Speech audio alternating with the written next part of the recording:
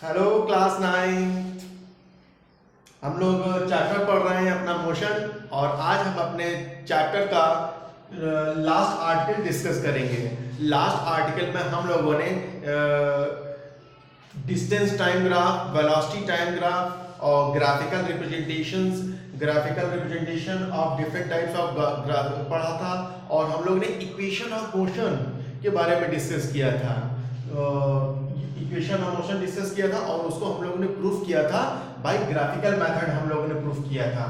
तो हम लोग आगे बढ़ते हैं। ये हमारा एक आज का लास्ट टॉपिक है, फिर उसके बाद हम लोग न्यूमेरिकल डिस्कस करेंगे। तो आज हमारा जो टॉपिक है यूनिफॉर्म सर्कुलर मोशन। तो आप लोग यूनिफॉर्म से तो आप लोग परिचित ही हो चुके होंगे। इक्वल डिस्टेंस एंड इक्वल, जैसा हम लोग ने पढ़ा यूनिफॉर्म मोशन, ये अब जैसे यहाँ पे आपने ये पढ़ा है और ये पढ़ा है, आपके लिए यहाँ पे ये न्यू टॉपिक आया सर्कुलर। सर्कुलर का मतलब क्या होता है? सर्कल, यानी कि कोई ऐसा मोशन, वो कहां पे ऐसा मोशन जो कि क्या हो, सर्कल में हो या सर्कुलर पाथ में हो। तो यूनिफॉर्म मोशन क्या होता है? यूनिफॉर्म मोशन होता था equal distance in A equal interval of time, तो उसको बोलते थे हम लोग यूनिफॉर्म मोशन। और हम लोग ने अभी तक जो भी हम लोग ने अभी तक स्ट्रेट लाइन मोशन के बारे में हम लोग ने अभी पढ़ा है। तो हम लोग आगे बढ़ते हैं। हम लोग का जो आज this is a new type of motion क्या है? तो हम लोग सबसे पहले इसको हम लोग डिस्कस करते हैं। क्या है? When an object moves in a circular path, जब कोई बॉडी एक सर्कुलर पाथ में या सर्कल में विद यूनिफॉर्म स्पीड, किसमें करता है? यूनिफॉर्म स्पीड में करता है। यूनिफॉर्म इसका मतलब क्या हो गया? Equal distance in equal interval of time, it's motion is called uniform circular motion. तो भाई इसकी तो सिंपल सी बात हो गई कि अगर कोई बॉडी जो है अगर सर्कल में मूव करे तो उसको हम लोग बोलते हैं that type of motion is known as circular motion. इसके भी बहुत एग्जांपल डिस्कस है। फिर अब इसमें खास बात है, तो इसका मतलब क्या हुआ कि अगर हमारा ये, अगर मैं यहां पर एक सर्कल, यहां पर मैं एक सर्कल बना लूं यहां पे, और सर्कल का ये होता है सेंटर है यहां पे, और सेंटर से ये बना दूं मैं रेडियस, ये रेडियस हो जाएगी, और इधर क्या हो जाएगा? ये क्या हो जाएगा? ये डायामीटर हो जाएगा। ठीक है। तो अगर ये सपोज दैट कि कोई बॉडी यहां से मोशन करना स्टार्ट करती है, तो बट यहां पे क्या लिखा हुआ है? Then velocity changes due to continuous change. अब इसमें कैसा मोशन होता है? अभी तक हम लोगों ने पढ़ा इसके प्रीवियस स्ट्रेट लाइन मोशन में कि एक्सेलरेशन कब प्रोड्यूस होता है? जब क्या होता है? वेलोसिटीज में चेंजेस आते हैं, तब यूनिफॉर्म मोशन में एक्सेलरेशन नहीं प्रोड्यूस होता, क्योंकि यूनिफॉर्म एक्सेलरेशन में क्या होता है? वेलोसिटी कांस्टेंट होती है।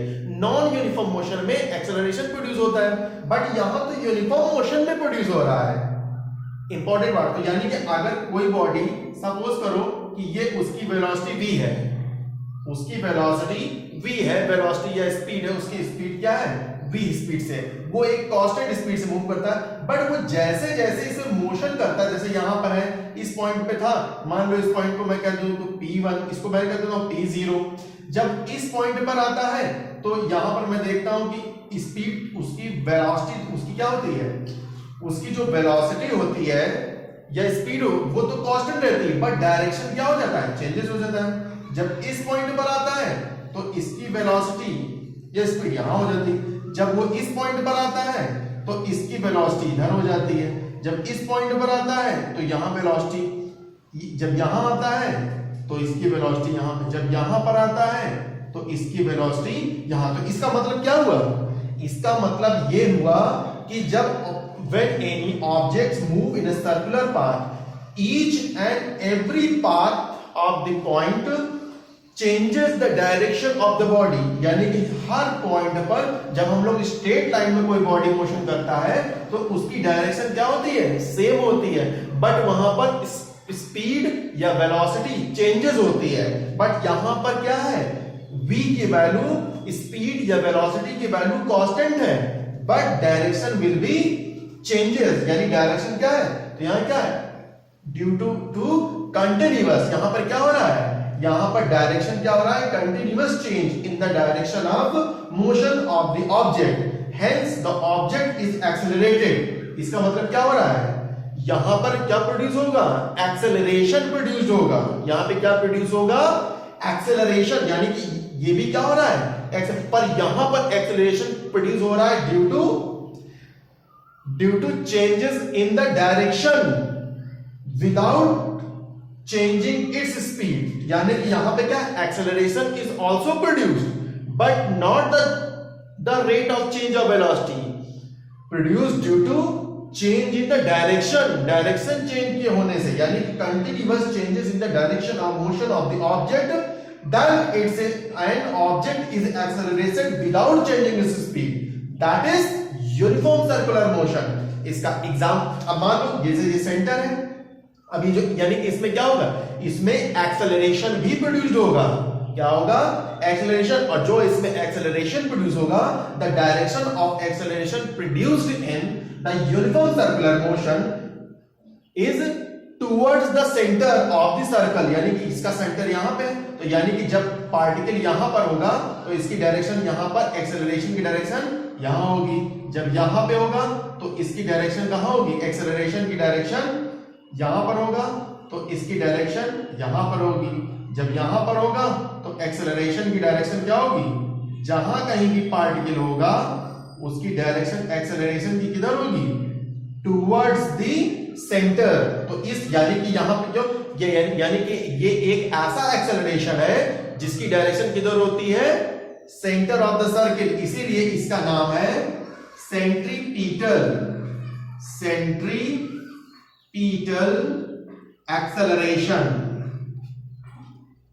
सेंट्रीपीटल एक्सेलरेशन यानी यहां पर, यानी कि when any body moves in a circular path with constant speed but changes its velocity each and every point, then acceleration will be produced, and this acceleration is known as centripetal acceleration।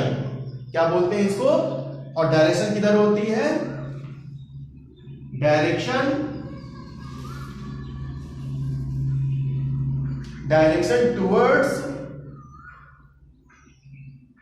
towards the center of the circular path, उसकी direction कहां होती है, centre of the circular path होती है। और इसमें जो force produce होता है, जो फोर्स लगता है, उसको हम लोग क्या बोलते हैं, सेंट्रीपीटल फोर्स। तो क्या हो गया, द फोर्स needed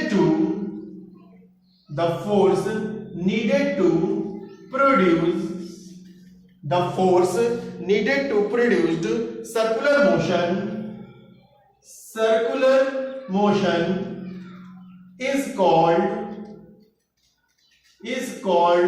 centripetal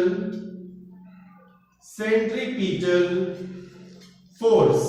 क्या बोलते हैं, सेंट्रीपीटल फोर्स, यानी कि फोर्स की डायरेक्शन किधर होगी, सेंटर की तरफ होगी, यानी कि फोर्स और यानी ये सेंट्रीपीटल फोर्स भी वेक्टर क्वांटिटी है और एक्सेलरेशन भी, ठीक है। इसका एग्जांपल क्या है, इसका देगा कि इसका एग्जांपल है मून। जो मून होता है क्या करता है, मून अराउंड अस किसके चक्कर रहता है, द मून अराउंड अस अर्थ के चारों ओर क्या करता है, वो क्या करता है, चक्कर लगाता है मून। ठीक इसी तरह हमारी the earth travel around circular path, किसके पर चारों ओर चक्कर लगाता है, सन के चारों ओर। तो अर्थ भी, तो किसका मतलब क्या हुआ, इसका एग्जांपल क्या हो गया, मून का the motion of the moon around the earth. Similarly इसी तरह the motion of the earth around the sun. This is the example of uniform circular motion. तो इसी तरह, या फिर ऐसा हो कि कोई एक साइकिलिस्ट हो, वो क्या करे, एक साइकिलिस्ट हो या कोई एथलीट हो, वो क्या करे, एक सर्कुलर पाथ में उसके चारों ओर कंटिन्यूअस क्या करे, सेंटर को, या अगर ऐसे सेंटर मान के वो क्या करे, कंटिन्यूअस उसके चारों ओर क्या करे, मोशन करे, that is called uniform circular motion. तो अब हम लोग इसमें एक आगे बढ़ते हैं।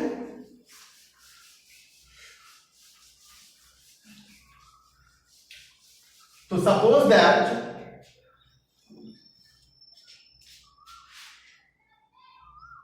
let r be the radius of the circular path, r be the radius of the circular path and t be the time to go around the circular path,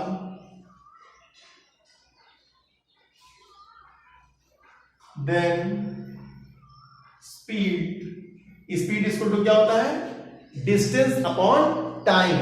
तो क्या हो गया, डिस्टेंस अपॉन टाइम। तो कितना, तो अगर ये क्या है, ये सर्कुलर पाथ है और इसके रेडियस r है, तो अगर मैं इसको कहूं कि कितना डिस्टेंस इसने चला, तो क्या होता है, ये पाथ क्या है, इसने डिस्टेंस कितना चला, 2 पाई r, क्योंकि सरकमफेरेंस यानी कि डिस्टेंस क्या हो गया, circumference of the circular path upon time. तो इसका क्या हो जाएगा, 2 पाई r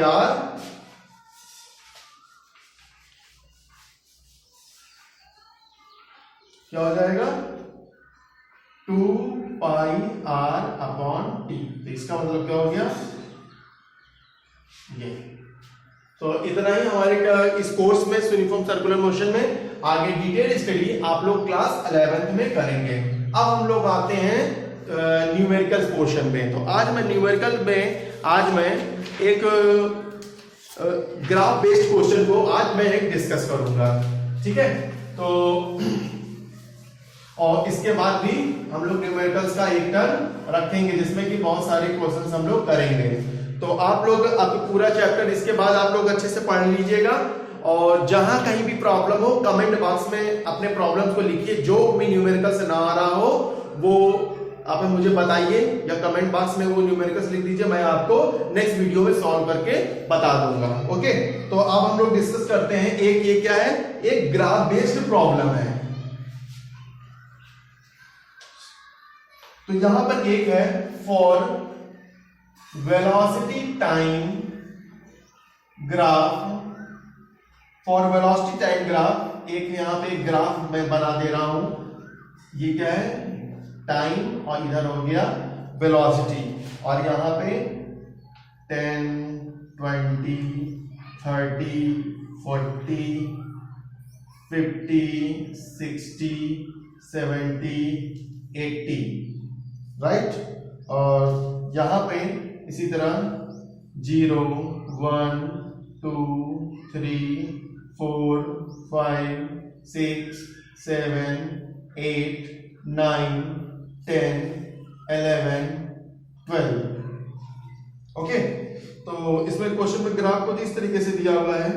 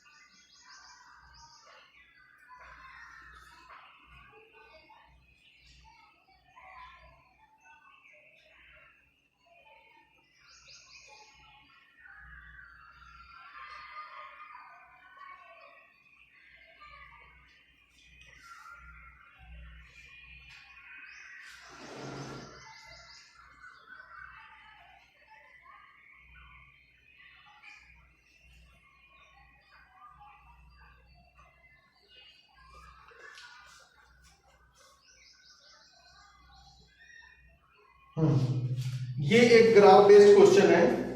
यहां पर एक ग्राफ दिया है फॉर वीटी ग्राफ, एक यहाँ पर पीटी ग्राफ दे दिया गया है और ये क्वेश्चन है।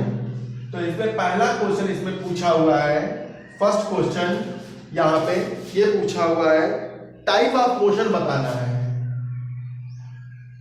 Type of motion, type of motion. तो पहला इसमें क्या है, ओ ए बताना है,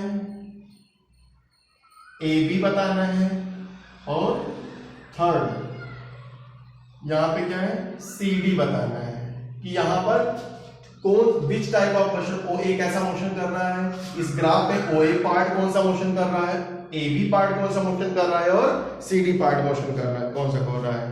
फिर हमारा क्वेश्चन है, नेक्स्ट क्वेश्चन है, what is the maximum velocity, what is the maximum velocity, what is the maximum velocity reached by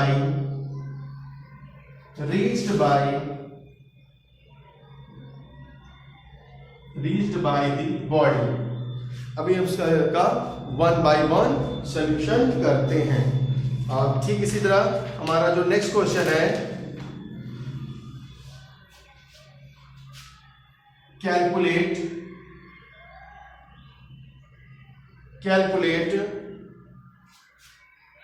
the acceleration, calculate the acceleration first 3 second, D portion क्या कौन सा क्वेश्चन पूछ रहा है, calculate the retardation, calculate the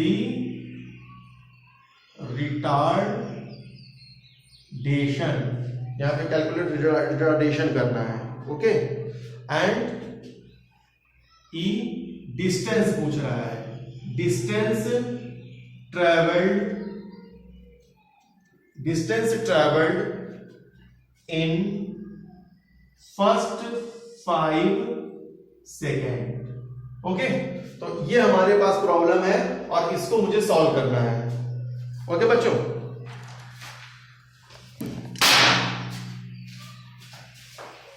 तो हम लोग इसको वन बाय वन इसको हम लोग सॉल्व करते हैं। तो सबसे पहले यहां पे हमारा जब मैंने क्लास में वेलोसिटी टाइम ग्राफ को डिस्कस किया था, तो यहां पे ये जो ओ ए वाला पार्ट है ये क्या है, वेलोसिटी टाइम में equal distance in equal velocity in equal interval of time. तो ये कैसा है, यूनिफॉर्म एक्सेलरेशन। इसका मतलब ये ग्राफ किसका हो गया, ये वाला जो ग्राफ है ओ ए, इस ग्राफ में ये क्या रिप्रेजेंट कर रहा है, ये रिप्रेजेंट कर रहा है यूनिफॉर्म एक्सेलरेशन। क्या प्रोड्यूस कर रहा है, यूनिफॉर्म एक्सेलरेशन। अब आती है बात बी वाले पार्ट की। तो याद करो कि एक ग्राफ ऐसे जब मैंने पढ़ाया था तो ग्राफ कैसा था, straight line parallel to time axis. जब straight line parallel to time axis था तो यहाँ पे कैसी है, ये क्या है, वेलोसिटी क्या है, कांस्टेंट है। यानी इस वाली लाइन में अगर मैं यहाँ पे वेलोसिटी की बात करूं तो क्या है, मीटर पर सेकेंड में, यहाँ पे क्या है, वेलोसिटी है वाई एक्सिस पे। तो यहाँ पे क्या हो जाएगा, कांस्टेंट वेलोसिटी। अब यहाँ पे ये वाला कैसा है, देखो यहाँ पे वेलोसिटी, यहाँ पे अब जैसे जैसे ये लाइन आगे वाला टाइम इंक्रीज करता जा रहा है, क्या हो रहा है, वेलोसिटी डिक्रीज करती जा रही है। तो ये ग्राफ कैसा आता था, ऐसे। ये ग्राफ किसका होता है, नेगेटिव एक्सेलरेशन का, रिटार्डेशन का, या डीसेलरेशन का। यानी कि ग्राफ यहाँ पे, तो यानी कि ये ग्राफ किसका है, ये ग्राफ है नेगेटिव एक्सेलरेशन का, ठीक है। ये किसका है, यूनिफॉर्म रिटार्डेशन का।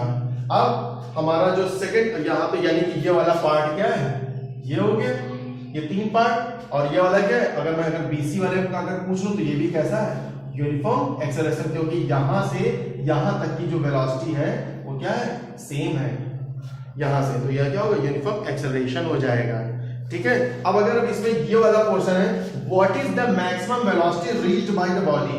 तो अब हम यहां से अगर मैं ग्राफ देखूं तो ग्राफ पे हमारी बॉडी मैक्सिमम वेलोसिटी कितनी जा रही है, ये 30 है, ये 40 है। तो यहाँ पे क्या है, ये 50 है, ये 60। तो मैक्सिमम वेलोसिटी कितनी है, तो इसका आंसर कितना हो जाएगा, 40 मीटर पर सेकेंड मैक्सिमम वेलोसिटी। ये क्या है? मैक्सिमम। तो ये कहां से हमने बताया? ये ग्राफ को देख के हम आंसर बता रहे हैं।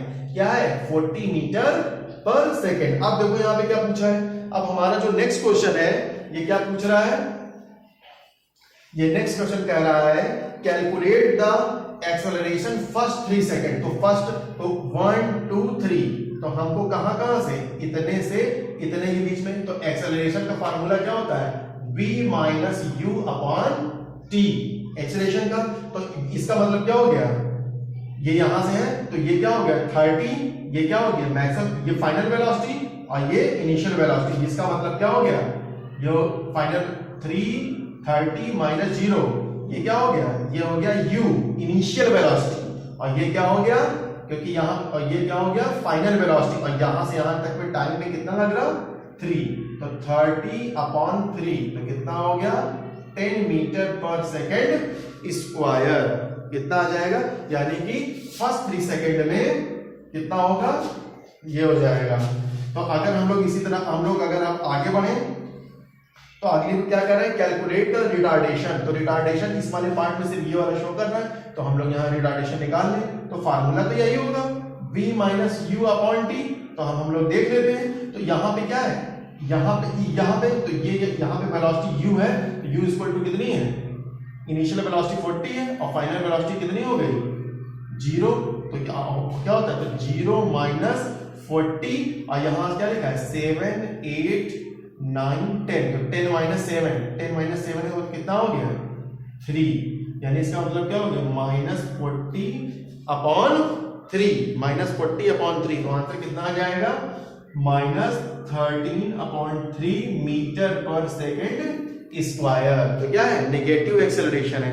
अब हमें क्या मालूम करना है? डिस्टेंस मालूम करना है। क्या मालूम करना है? डिस्टेंस ऑफ फर्स्ट 5 सेकेंड में। फर्स्ट 5 तो 5 सेकेंड फर्स्ट 1 2 3 4 5, तो ये फर्स्ट 5 सेकेंड है। तो यानी कि हमको इतने से इतने का डिस्टेंस है। तो हम क्या करें? ये एक ट्राइंगल है और ये एक रेक्टेंगल है। तो हमको क्या करेंगे? जब भी इस तरीके का अगर कोई चीज हमसे पूछा जाए तो हमको क्या करना है? एक इसका एरिया निकालने और इसका एरिया। तो क्या होगा? Distance travelled in first 5 second is equal to area of triangle OAG। Area of triangle OAG plus area of rectangle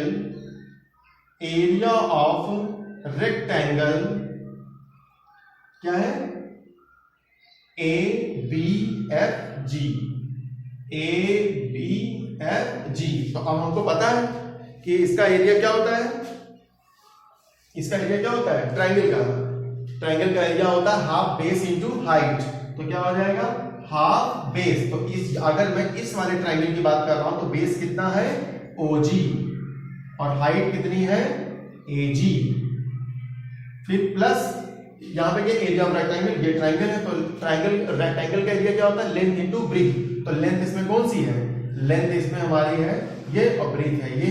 तो लेंथ का मतलब क्या हो जाएगा? AG into GF। क्या हो जाएगा? GF। तो अब यहां से हम लोग वैल्यू निकाल लें हाफ OG। अब OG की वैल्यू क्या है? OG तो यहां पे कितना है? 1 2 3। तो यानी इसका मतलब क्या हो जाएगा? 3। और AG की वैल्यू कितनी है? AG की मतलब वैल्यू है 30। फिर इस तरह AG की वैल्यू कितनी है? 30 और GF की वैल्यू कितनी है? 3 4 5। तो इसका मतलब 5 is 3 into 2। अब इसको सॉल्व कर ले हम लोग तो यहाँ कितना हो जाएगा? ये 15 हो जाएगा और 15 3 जा 45 और 32 जा 60। तो ये कितना हो गया? 105 मीटर। तो कितना हो जाएगा? 105 मीटर। तो यानी कि यहां से यहां तक बॉडी को यहां से यहां तक ट्रेवल करने में the distance travelled by the body from first 5 second कितना हो जाएगा? 105 मीटर। इसी तरह अगर हमें निकालना हो फर्स्ट 7 सेकेंड तो क्या हो जाएगा? इसका एरिया निकालेंगे, इसका एरिया निकालेंगे और साथ साथ इसका भी एरिया निकालना पड़ेगा इस तरह। तो इस तरह करके ये ग्राफ बेस्ड क्वेश्चन एग्जाम्स में पूछे जाते हैं। आई होप, मैं आशा करता हूं कि आप लोग इस प्रॉब्लम को एंजॉय किए होंगे और इसको एक बार नहीं 2 बार देखिएगा और ये इन सबको तो इस टाइप के प्रॉब्लम्स एग्जाम में डिस्कस करते हैं। तो नेक्स्ट टाइम हमारा जो नेक्स्ट क्लास होगी उसमें मैं सारे मिक्सअप प्रॉब्लम्स लूंगा, यानी कि मैं डिस्टेंस डिस्प्लेसमेंट के भी लूंगा, वेलोसिटी एक्सेलरेशन के भी लूंगा, ग्राफ बेस्ड क्वेश्चन लूंगा और सारे। तो मैं आशा करता हूं कि आप लोग क्या करते हैं अच्छे से अपने इस पूरे चैप्टर को पढ़ेंगे, पढ़ाई करेंगे एक बार अच्छे से, और अगर कहीं भी नहीं आता है तो कमेंट बॉक्स में पूछकर कमेंट बॉक्स में अपने क्वेश्चंस को डालिएगा। और मेरा चैनल अगर आपको अच्छा लगा हो तो प्लीज मेरे चैनल को आप सब्सक्राइब कीजिए और लाइक्स कीजिए और उसमें जो बेल है उस पर प्रेस कर दीजिए ताकि आपको लेटेस्ट वीडियो मिल जाए। Thank you.